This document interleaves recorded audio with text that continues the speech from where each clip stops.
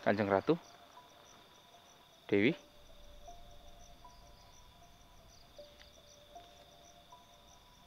ada apa kalian datang ke sini? Astaga, Mas Evi? Iya, Dewi agak gemukan. Kelihatan tuh. Ayo Mas Evi. Kita sudah ditunggu Kanjeng Ratu ini, kita terlambat ini. Nah itu tuh. Udah kelihatan Kanjeng Ratu. Iya.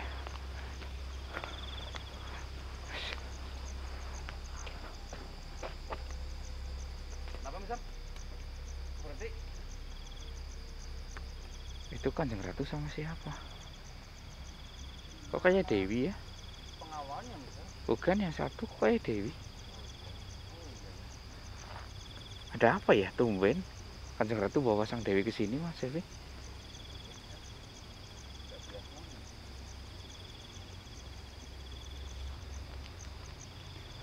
Ada apa ini?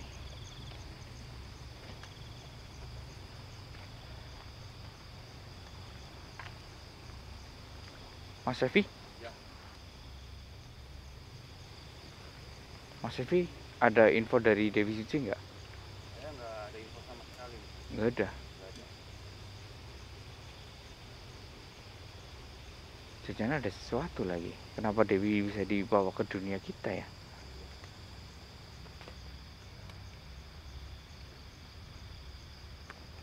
Kita mendekat aja.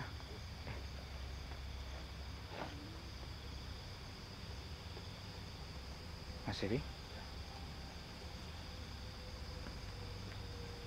Kok saya melihat Dewi agak gemukan sekarang ya? Kelihatan nggak di situ? Iya, agak lebih gemuk. Kenapa dia?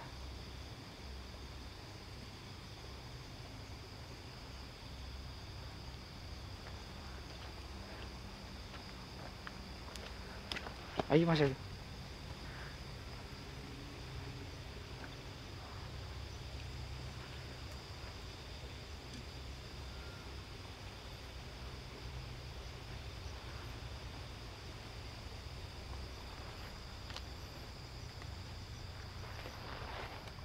Kanjeng Ratu, Dewi,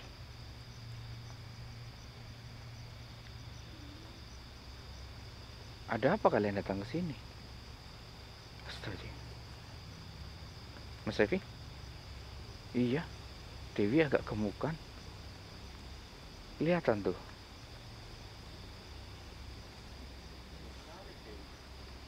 Iya.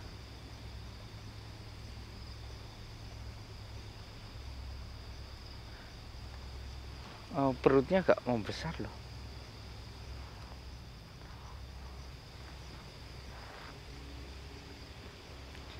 Maaf Kanjeng Ratu. Ada apa Kanjeng Ratu memanggil saya untuk datang ke tempat ini?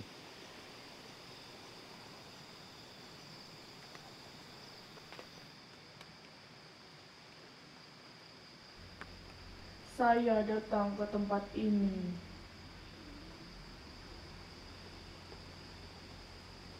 untuk membantu Sang Dewi. Maaf Kanjeng Ratu.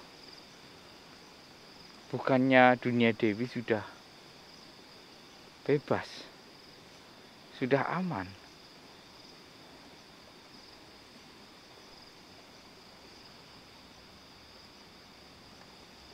Kenapa bisa seperti ini? Apa ada masalah lagi?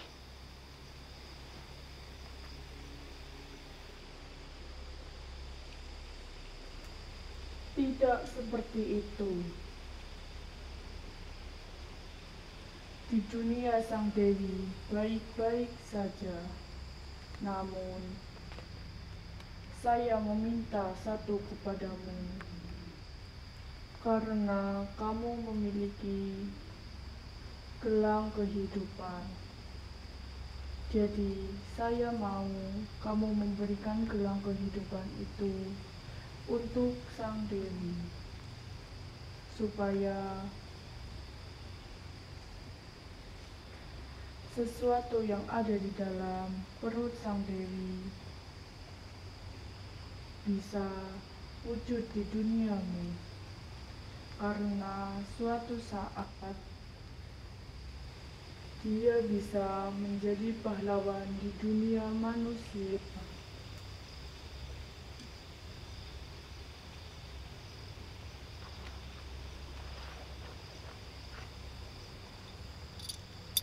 Jadi maksud Sang Dewi gelang ini. Ini yang dimaksud gelang kehidupan.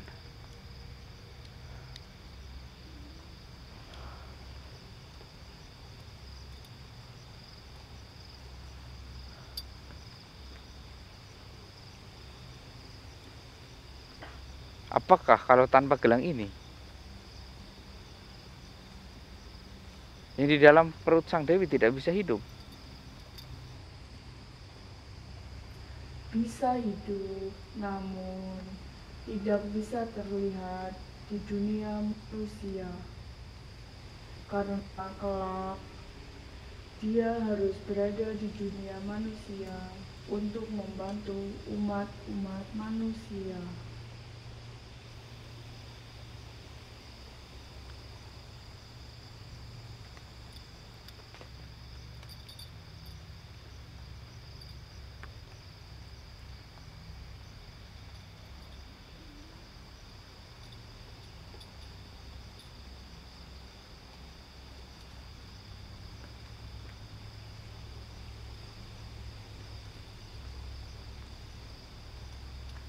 Astaga. Kalau untuk memberikan ini, saya siap memberikan. Ini Sang Dewi. Jangan mendekat.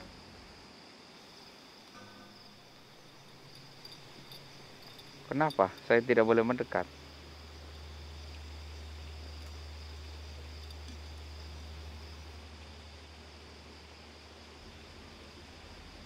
Selama Dewi masih mengandung di dalam perutnya, kamu tidak boleh menyentuh Sang Dewi, karena ketika kamu menyentuh Sang Dewi, maka sesuatu itu yang ada di dalam perutnya akan terhisap olehmu. Oh, kenapa bisa terhisap, Kanjeng Ratu?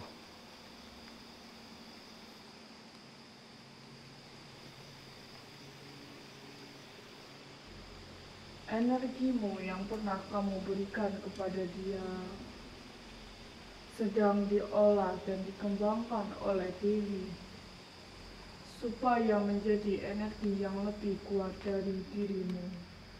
Ketika kamu menyentuhnya, sama saja kamu mengambilnya lagi. Dan di situ akan sia-sia. Hanya dirimu yang bertambah kuat, tetapi tidak ada yang menggantikanmu. Tujuan saya waktu itu adalah untuk menggantikanmu. Manusia tidak selamanya hidupnya. Begitu juga dengan makhluk akan mati, namun usianya lebih lama dibandingkan manusia.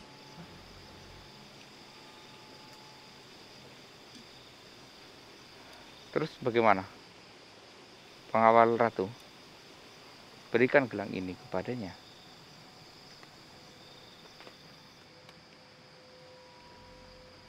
Tidak usah. Gunakanlah tenaga dalammu untuk menyalurkan satu gelang itu dalam perut Sang Dewi.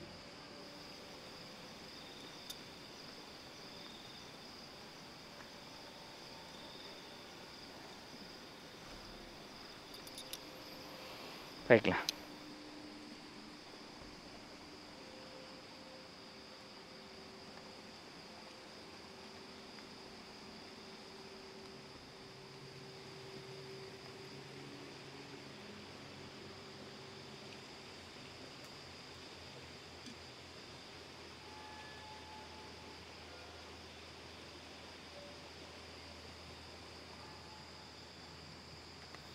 Bismillahirrahmanirrahim.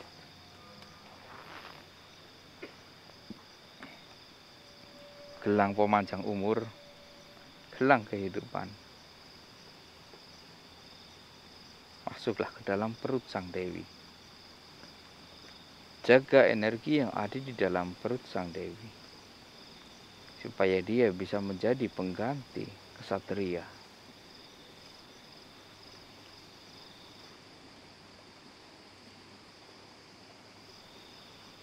Bismillahirrahmanirrahim. Allahu Akbar. Allah.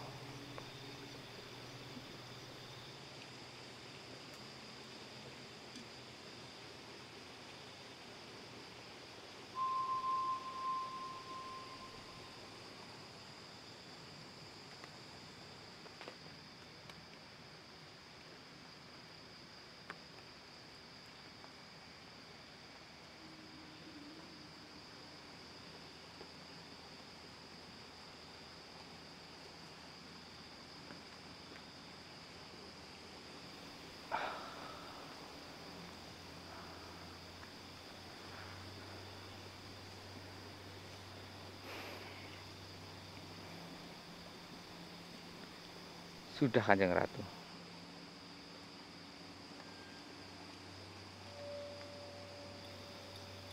Saya masih punya 3 Kanjeng Ratu.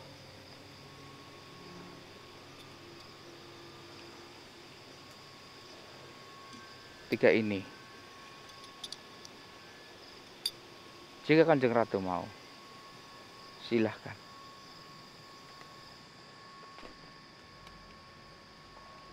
Saya tidak membutuhkan itu. Namun, masih ada yang lain yang membutuhkan itu. Ada makhluk-makhluk lain yang menginginkan itu. Berikanlah jika memang menurutmu layak untuk diberikan. Saya masih bisa memberikan ini semua karena Mas Evi pun masih punya.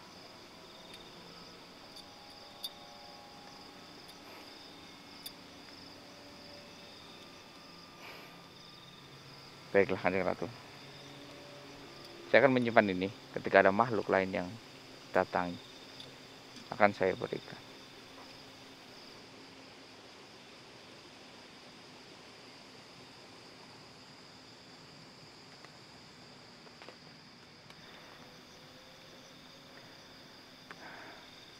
Dewi, jaga baik-baik. Semoga itu bisa menjadi kesatria yang luar biasa. Saya sempat lupa Mas Evi, kalau saya pernah memberikan energi itu lewat bantuan makhluk. Iya kan? Iya. Saya pikir Dewi di dunia sana sudah menikah hingga ini ya.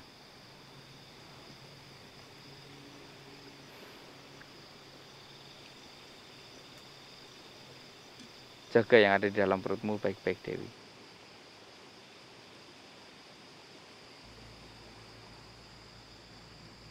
Tentu saja, Kanda. Saya akan menjaganya dengan baik, dan saya akan membuat dia menjadi kesatria yang dibanggakan di dunia manusia. Karena ini adalah takdir. Jika dia keluar, dia akan menjadi kesatria di dunia yang akan menggantikan dirimu.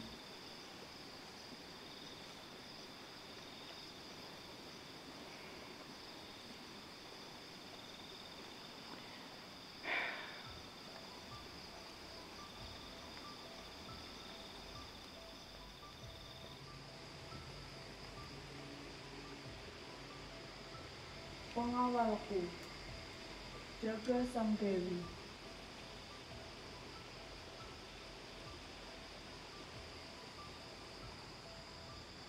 Ada apa ini Kanjeng Ratu?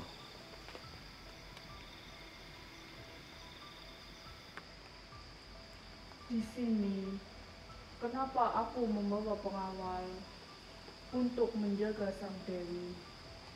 Karena saya tahu ada yang telah mengincar isi di dalam perut sang dewi.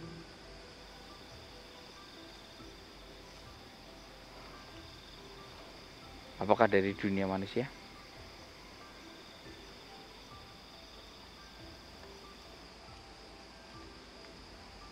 Iya, dia memang sudah berada di dunia manusia. Dia bersemayam di gunung. Dia masih satu perguruan denganku dahulu. Namun dia menempuh jalan yang salah.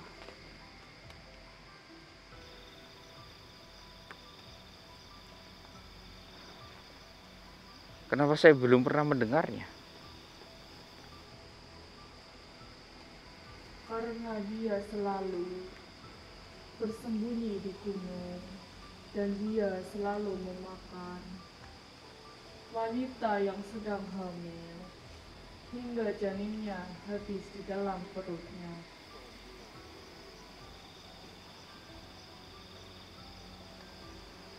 Bagaimana bisa begitu? Bagaimana cara dia memakan janinnya?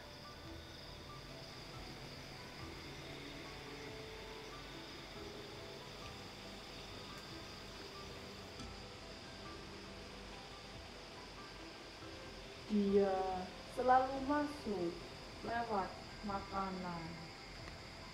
Dan ketika dia masuk ke dalam perut, dia akan memakannya. Ketika habis, dia akan keluar dan mencari yang lain. Begitulah kenapa kami sulit membunuhnya. Karena dia selalu berpindah-pindah di dalam tubuh manusia dan bersembunyi di gunung. Dia selalu bersembunyi di gunung ketika bulan suci Ramadan. Namun, bulan ini, bulan Fitri, ataupun bulan Syawal, dia sudah keluar dari gunung untuk melakukan aksinya. Maka dari situ saya berjaga-jaga untuk melindungi sang dewi.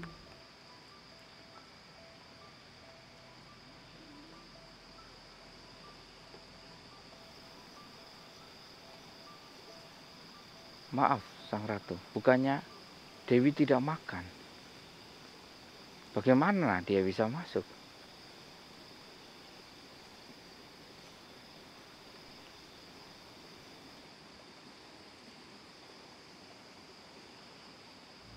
Saya memang tidak makan, Kanda. Namun, saya menghisap sari. Dia mungkin bisa masuk lewat sari tersebut.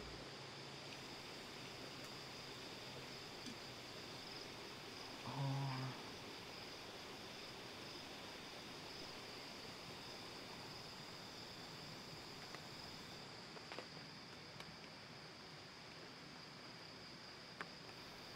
seperti itu. Para pengawal, tolong jaga dia.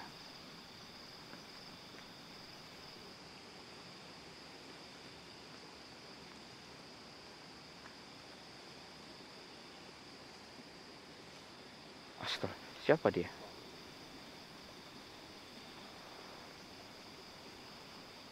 Kanjeng Ratu.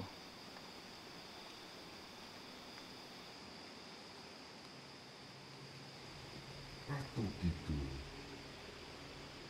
aku sangat merindukanmu. Dulu kita bermain bersama. Apakah yang kau bawa itu hadiah untukku, Ratu Kidul? Kalau sekarang kita bisa bersama, kita akan menguasai dunia ini.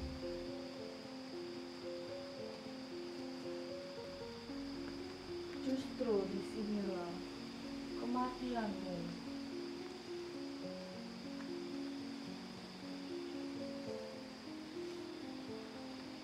Saya tidak mungkin mati di sini. karena saya penguasa, apalagi saya mencium bau di sini yang luar biasa dahsyat.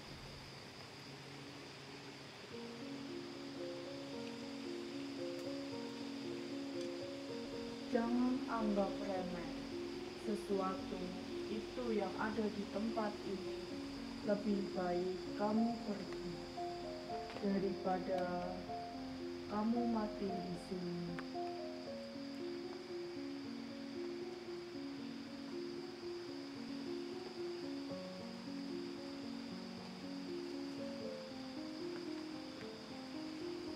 Saya tidak mungkin mati. Pengawalmu sangatlah tidak berguna.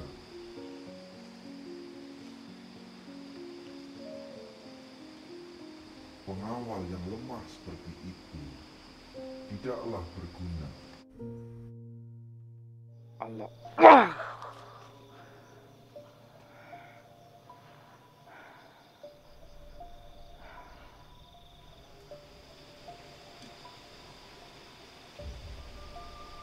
Bismillahirrahmanirrahim. Allahumma sholli ala sayyidina Muhammad wa ala ali sayyidina Muhammad.